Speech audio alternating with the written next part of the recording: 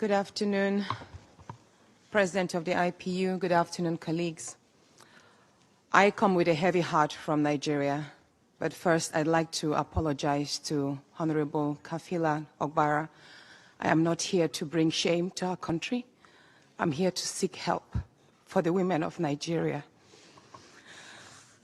Again, my name is Senator Natasha Akpoti Uduaghan. 5 days ago, on the 6th of March 2025, I was suspended. As a senator, I was suspended illegally because I submitted a petition of sexual harassment against the President of the Nigerian Senate, Senator Godswill Akpabio. I thought that by submitting the petition, he would recuse himself, and both of us will submit ourselves to the Committee on Ethics, Privileges, and Public Petition for a fair and transparent investigation. But unfortunately, I was silenced and I was suspended.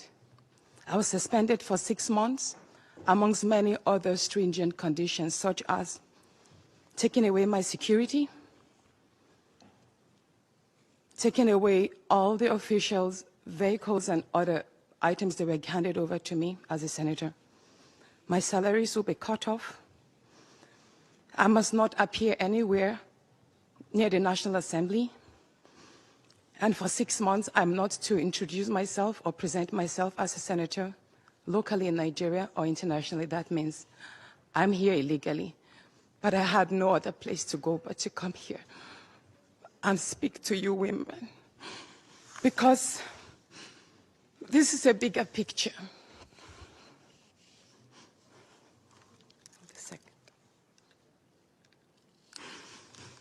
This is a bigger picture. It depicts the crisis of women political representation. My suspension is not just about me. It's about the systemic exclusion of women from political leadership in Nigeria.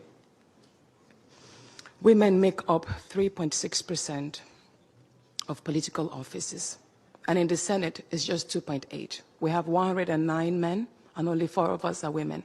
So right now, it's 108 with only 3 women.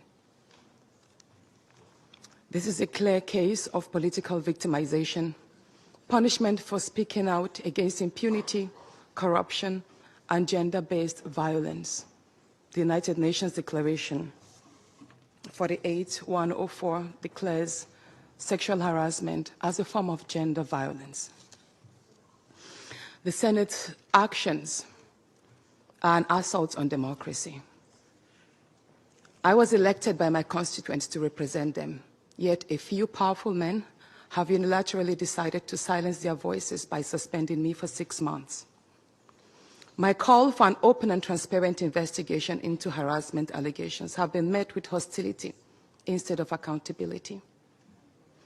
If a female senator can be treated this way in the full view of the world, imagine what ordinary Nigerian women will go through every day in workplaces, in universities, and other aspects of our society.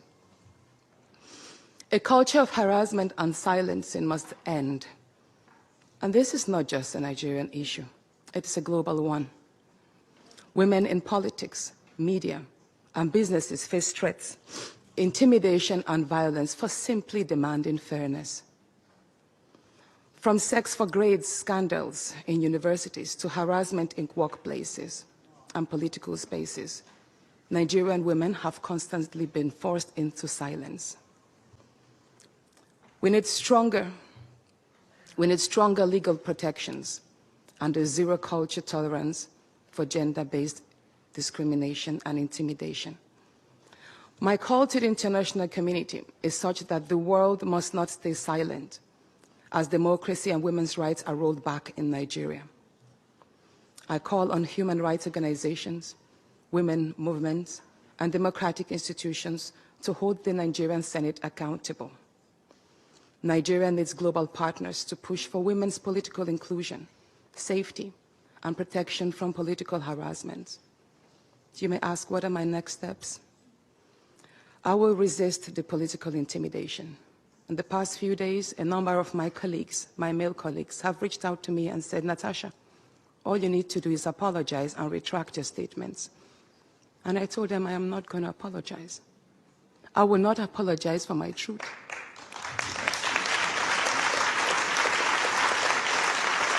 Thank you. Thank you. And I told them that I will stand the 6-month suspension, and the very first day I return, I will represent my petition on sexual harassment.